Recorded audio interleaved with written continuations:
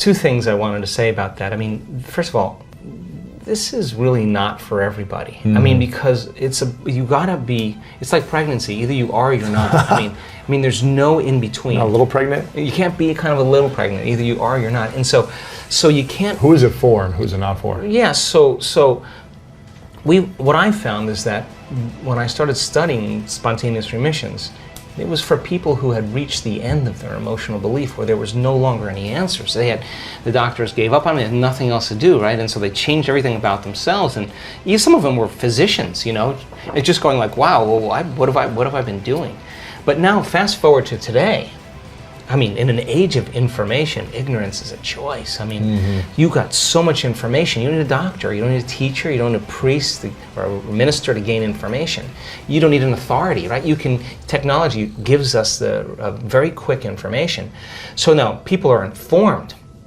20 years ago, a doctor said, do you have this health condition? You believed it. Yeah, and not only that, you signed on the dotted line and you got the treatment or the surgery. Fast forward to today, everybody just kind of goes, wait a second. There's multiple opinions, yeah, let me get this. You go home and you research it and you say, I want to try this. So now all of a sudden people are taking their power back. So people are more informed. So surgical procedures, pharmaceuticals are not always the first choice for people because there's other ways. And people only do the best with what's available. So now information has scaled and changed the way people face off with health conditions. And now people are coming into this, number one, if they have a health condition that they can self-correct. And number two, there are people that are saying, if I'm headed for a genetic destiny, because my mother had this health condition, my father had this, and I know the gene doesn't create it, but how I act and how I feel is going to signal the same gene. Well, I'm going to just change my genetic future. So now people are super proactive in the process, right?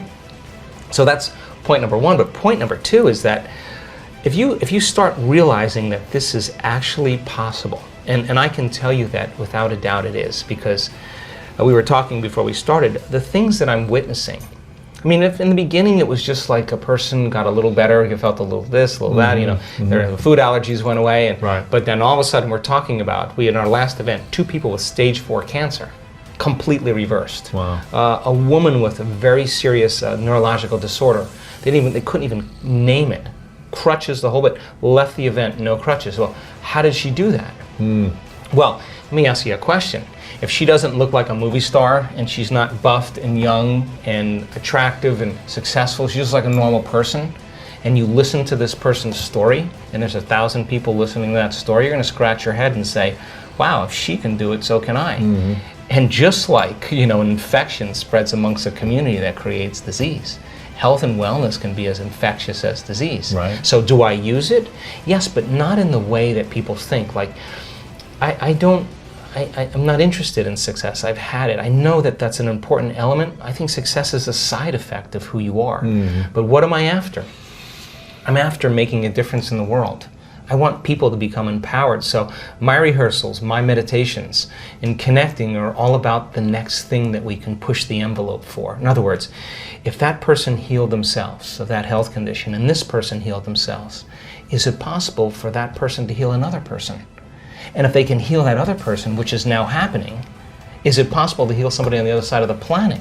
But you just have to build the model and then come up with the science to be able to piece it together. And science, turns out, is the language that helped to demystify that process. So I now know, without a doubt, if you give people sound scientific information, and every time they learn something new, they're adding new connections in their brain. That's what learning is. Wow.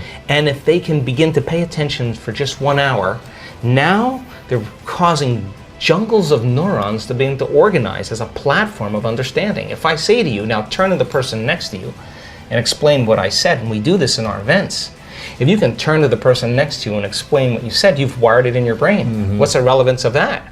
Now, you're installing the neurological hardware in your brain in preparation for an experience. And if the more you understand what you're doing and why, the how gets easier. Right. And if nothing's left to conjecture, superstition, or dogma, or spiritual New Age stuff, but it's grounded in science, you're going to have more intention behind what you're doing, and you're going to assign more meaning to it. More believable. Exactly. Not just blind faith.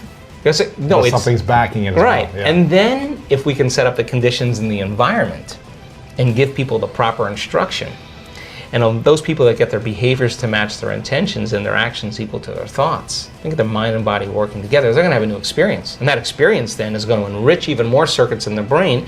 The end product of an experience is an emotion. And all of a sudden, they're going to feel unlimited. They're going to feel empowered. They're going to feel successful. They're going to feel worthy. Now they're teaching their body chemically to understand what their mind is intellectually understood. Knowledge is for the mind, but experience is for the body, and they're embodying that information. Well, they've done it once, should be able to do it again. And while you keep repeating the experience, you know this as an athlete, it's going to become automatic. Right. It's going to become innate. It's going to become second nature. It's going to become who you are. You don't have to think about it any longer. So take a person who was abused as a child with an alcoholic parent who has a very rare genetic disorder. They've manifested weakness in their bones because that's the emotion they live by. Genetic disorder that medical science says we have no way to help you.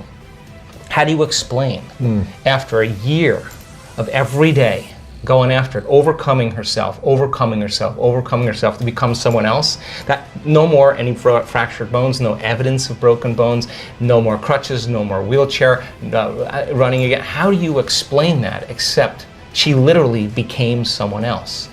She became somebody else. The disease existed in the old personality. She's not that person any longer. Wow. No, so biologically, that's absolutely possible. So for me, I chase the mystical. I want those profound moments where I cannot go back to being the same guy again. Because once you taste that wine or you drink from that well, all of a sudden, the way you perceive reality changes. Because you start to see things that always existed, but you didn't have the circuitry in place to perceive them. Why? Because the inner event is an experience.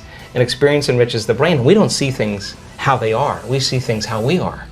So as you begin to change your circuitry, you're going to perceive more of reality. And why? Because we probably perceive 1% of reality. So how do we begin to fully engage, right? So for me, none of that matters. None of that veneer stuff matters. What matters is the essence. What matters is, am I making a difference in the world?